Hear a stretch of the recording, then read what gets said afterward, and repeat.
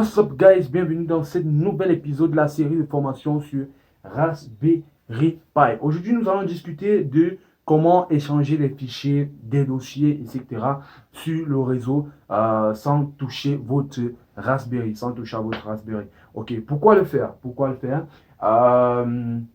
Des fois il est très utile de pouvoir transférer des fichiers à travers le réseau à votre Raspberry Pi.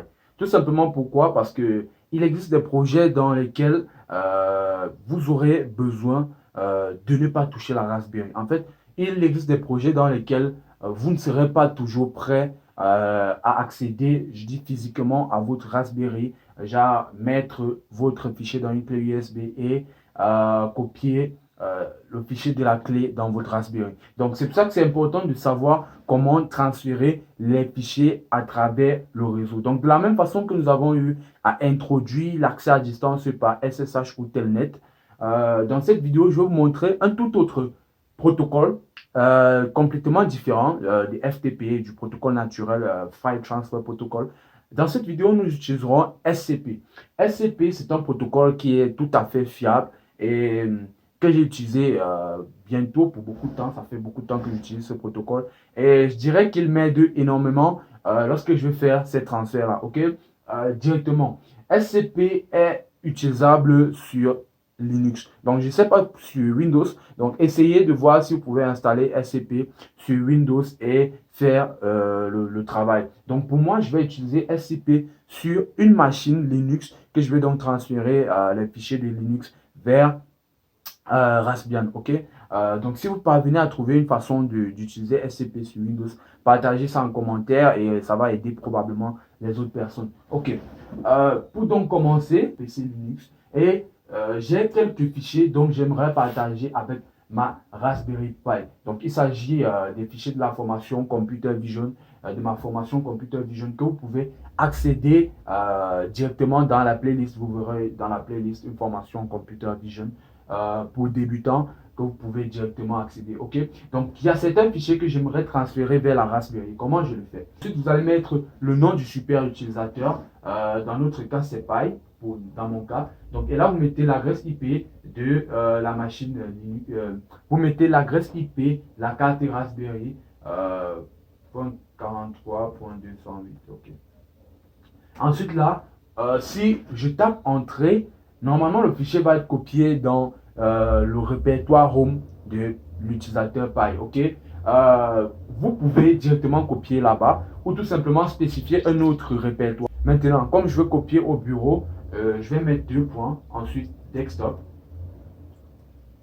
Ok, tout simplement comme ça. Et le fichier va être copié au bureau. Ok, si je tape Entrée, il y a le mot de passe de l'utilisateur Pi qui est demandé.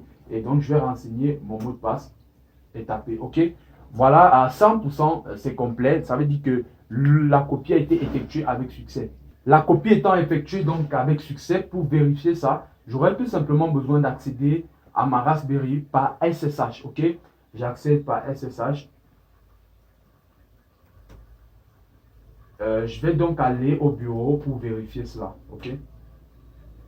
Je vais agrandir ça un tout petit peu pour vous. Voilà. Dès que je suis au bureau, j'ai mon fichier 3.2.py. Donc, je ne sais pas si vous voyez, mais le fichier est bel et bien présent sur la Raspberry. Donc, on va recommencer le processus. Mais maintenant, on va faire le processus pour copier un répertoire ou un dossier. Voilà. Je vais regarder si j'ai un dossier. Donc là, je vais copier le dossier TensorFlow. Et pour le faire, j'utilise pratiquement la même commande. Ok. Je vais faire SCP. Et là, vous faites "-r". "-r", c'est pour récursif. Ça veut dire que s'il y a des fichiers à l'intérieur du répertoire, que ces fichiers-là soient considérés. Ok, là maintenant je vais mettre le nom du dossier. Oh, je dois sortir plutôt avant de faire. Donc SCP-R TensorFlow, puisque je veux copier le dossier au nom de TensorFlow. Et là je fais Pi, adresse IP, desktop. Ok, là je renseigne le mot de passe. Et hop, vous avez tous les fichiers qui sont copier en un rien de temps, les amis. Ok, donc là je vais aller directement encore là et je vais taper ls Vous voyez, il y a un nouveau dossier qui est TensorFlow dans la Raspberry Pi. Et si j'entre dans TensorFlow, vous verrez normalement tous les fichiers présents, ok? La liste des fichiers présents. Donc, c'est tout pour cette vidéo, les amis.